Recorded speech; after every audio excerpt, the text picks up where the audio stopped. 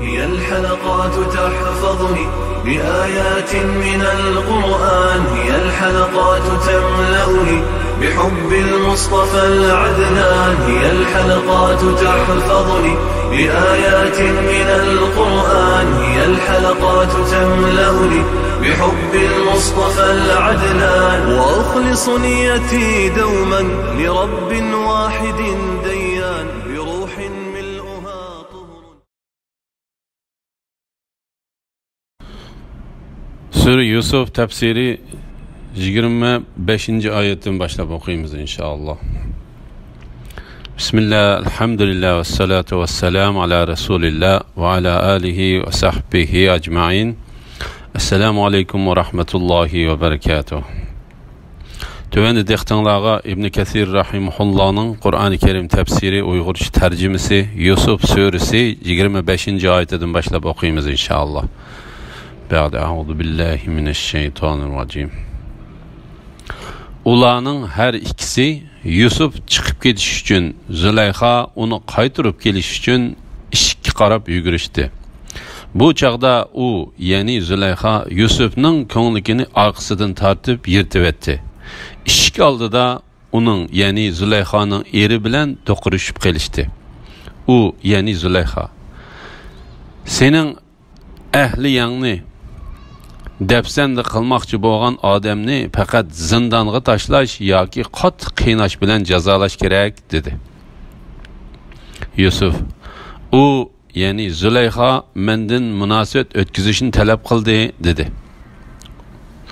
U, ya'ni Zulayhaning oilasidagilardan birisi guvohlik berib, Yusufning ko'ngligi oldidan yirtilgan bo'lsa, uning, ya'ni Zulayhaning so'zi rost, Yusufning so'zi yolg'on. Yusufning ko'ngligi orqasidan yirtilgan bo'lsa, uning, ya'ni Zulayhaning so'zi yolg'on, Yusufning so'zi rost dedi.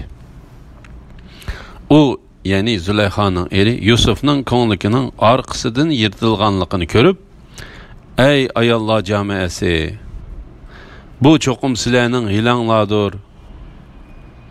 Sizlarning hilanglar haqiqatan cho'ngdir" dedi. Ya'ni aytdi: Yusuf, bunu sözlep yürmegin.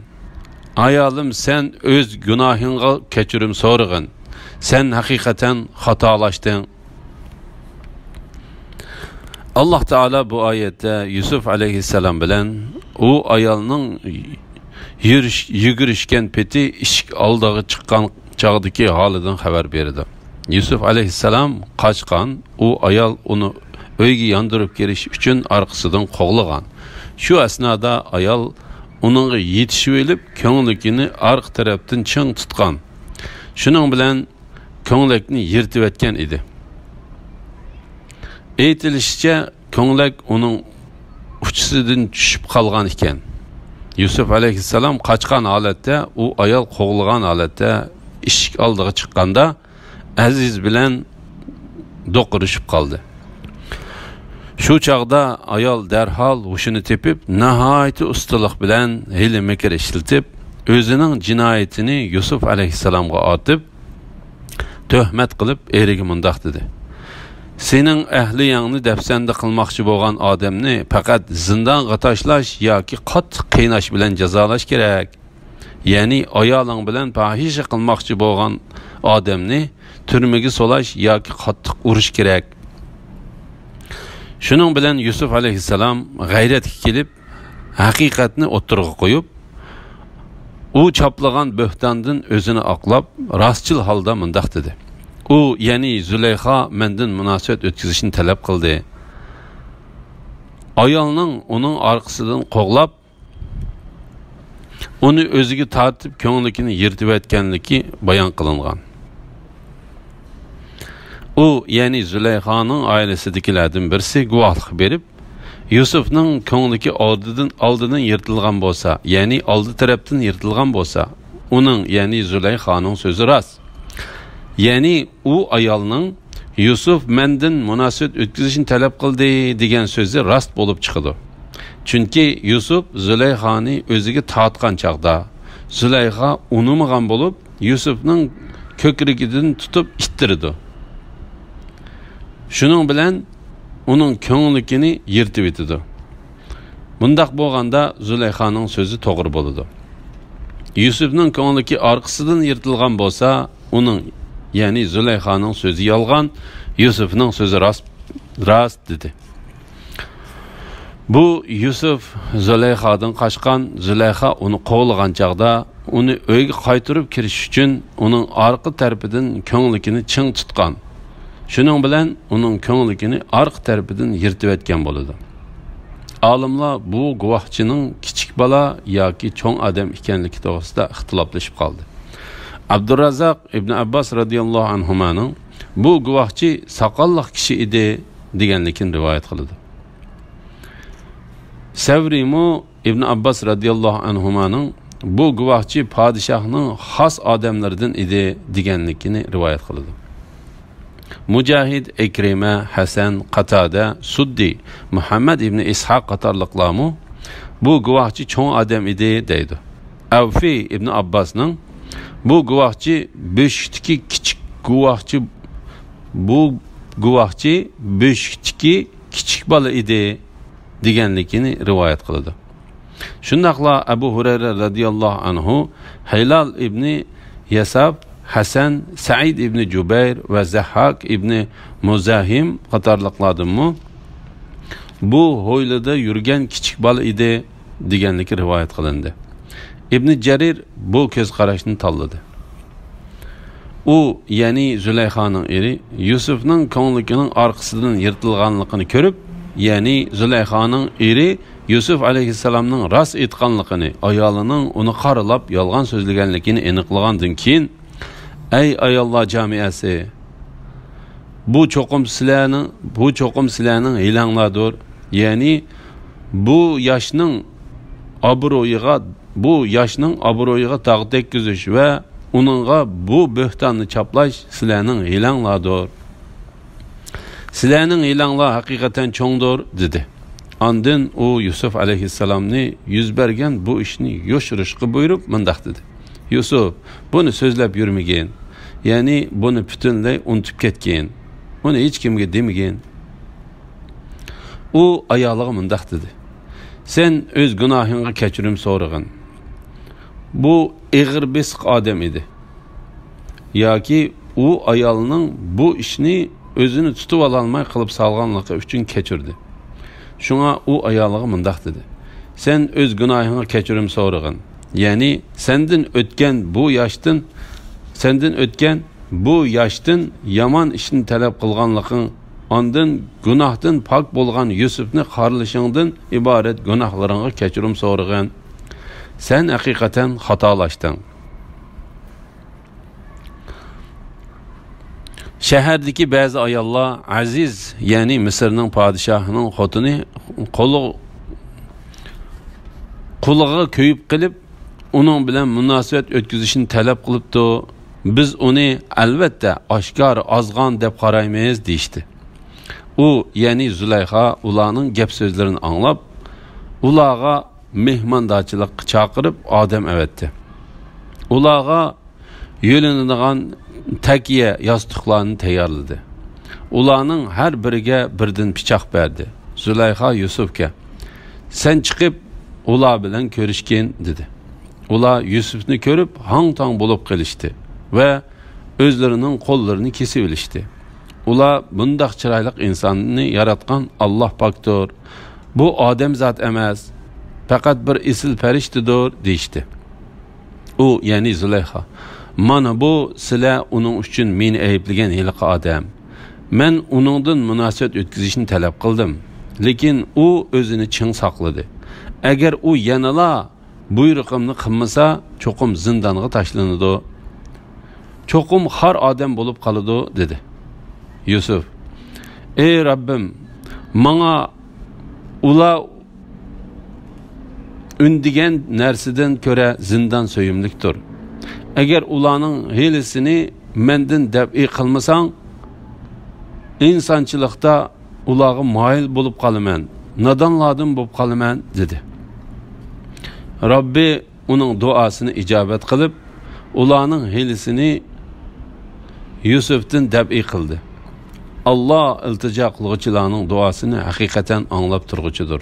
Ularning ahvolini bilib turg'uchidir. Xabarning shahar ayollarining orasida tarqalishi va ularning Yusuf alayhissalomga hiyla-mikr ishlatishi.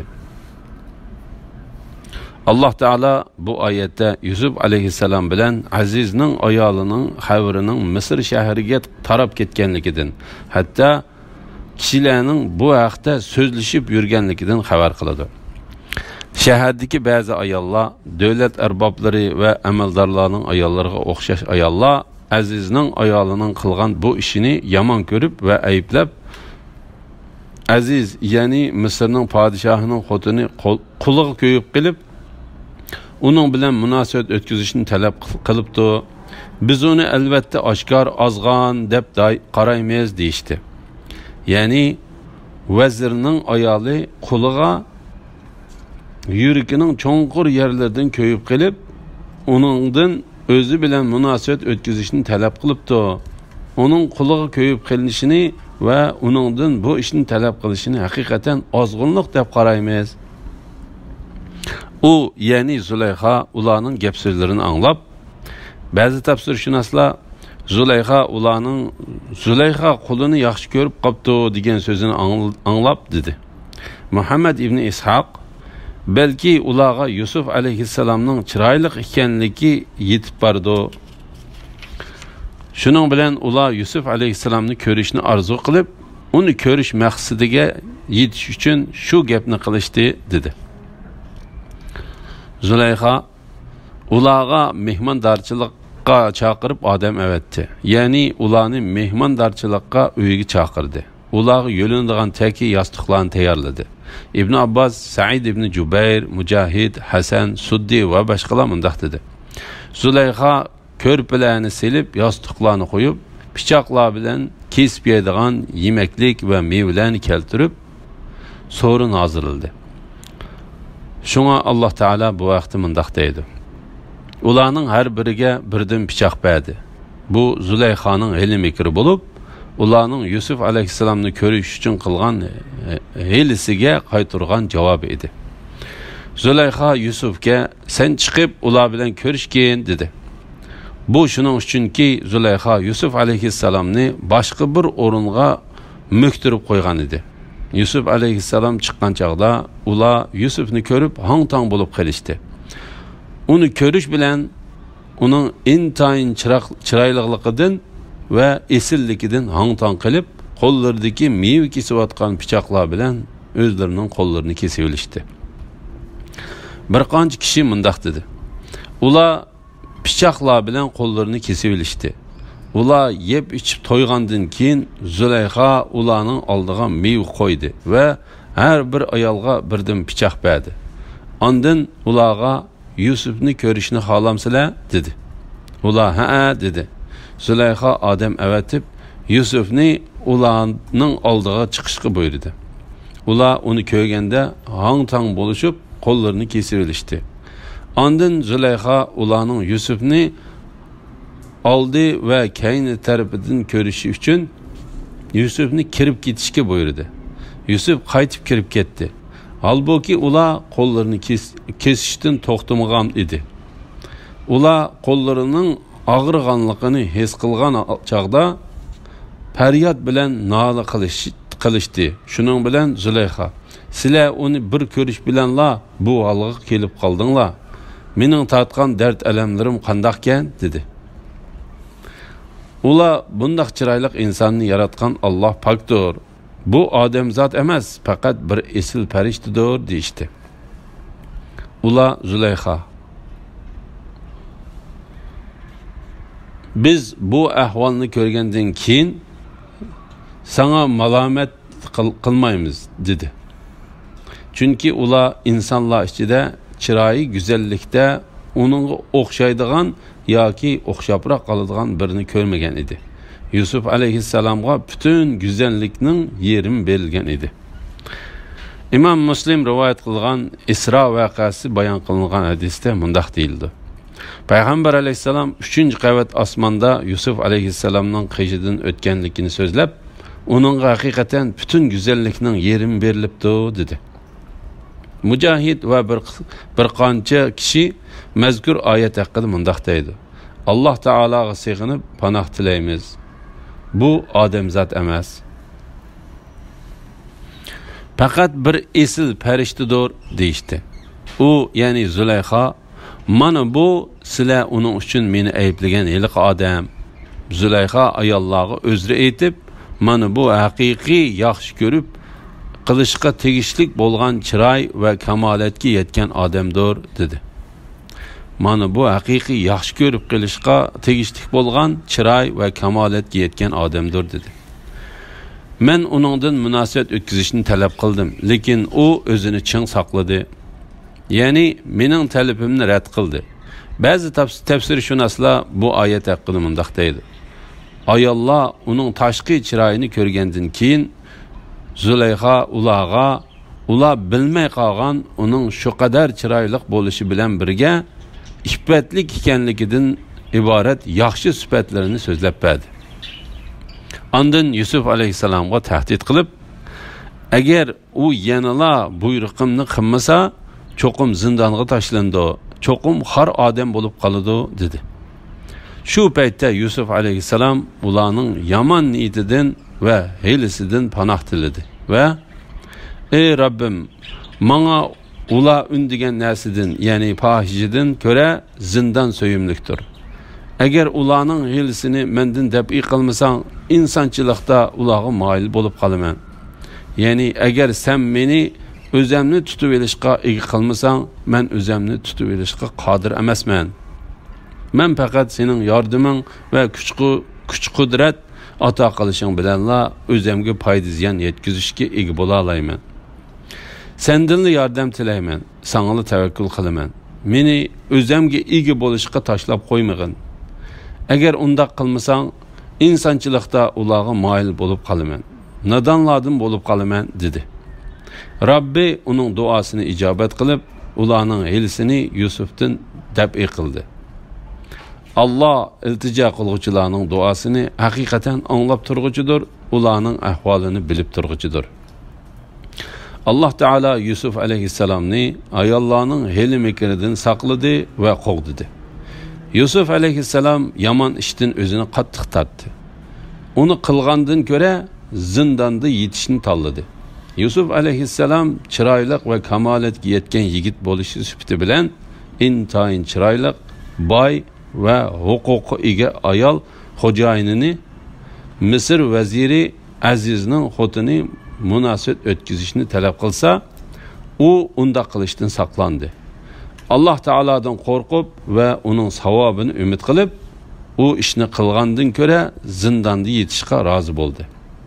Mana bu Yusuf alayhissalomning eng yuqori martabaga loyiq ekanligini isbotlaydi. Bu mertebege layık kişiler hakkında İmam Bukhari ve Müslim Peygamber aleyhisselamның mundaq deganligini rivayet kılıdı.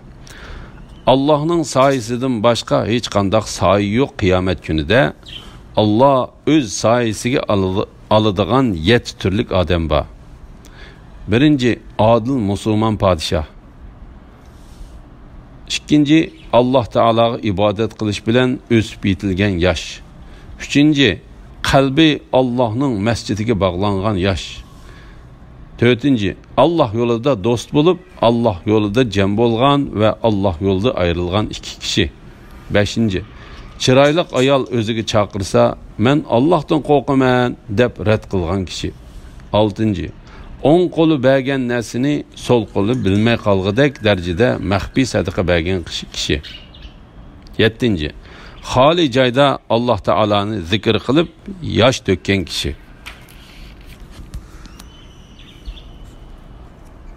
Ondan ula Yusuf'ның beguna ekanligiga dair paketlarni ko'rgandan keyin uni bir mahal qamab qo'yishni loyiq topdi. Yusuf alayhissalomni zindonga tashlash qarorining ilinganligi va uning ijro qilinganligi. Allah Taala mundaq deydi. Ondan ula ko'rgan amaliy ishlardan Yusuf alayhissalomni bir mezgil zindonga solab qo'yishni o'zlariga foydaliq deb qaradi. Ula Yusuf alayhissalomning beguna ekanligini bilgan, uning rostchil, hikmatlik va pok ekanligiga doir dalil paketlar oshkor bo'lgandan keyin shunday qilishdi. Ular uni faqat bu vaqtdagi so'z tarab ketganligi uchun kishilar orasida Yusuf Zulayxodan munosabat o'tkazishni talab qilganligi uchun ular uni so'lab qo'yibdi degan gumonni qo'zg'ashni maqsad qilib qamab qo'ydi.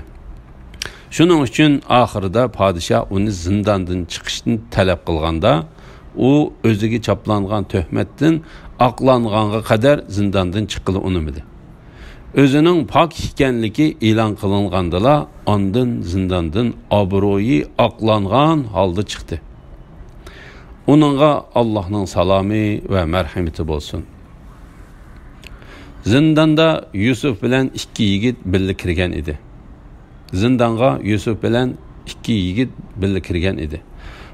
Ularning biri men tushimda o'zimni haqiqatan o'zimdan haroq setayotgan ko'ribdiman dedi. İkincisi, men tushimda o'zimni haqiqatan beshimdan non ko'tarib turgan, nonni qushlar yeyotgan ko'ribdiman. Tabirini bizga aytib bersang, biz seni haqiqatan yaxshilik qilguvchilardan, ya'ni tushki tabir beraydiganlardan deb qaraymiz dedi. Zindonga tashlangan ikki kishining tushlarining tabirini Yusuf alayhissalomdan so'raganlik. Qatada mundaq deydi. U ikkisining biri podshohning saqisi, ya'ni biri navi edi.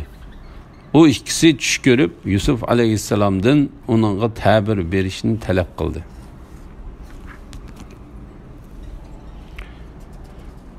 Alhamdulillah, Alloh shukrlar bo'lsin.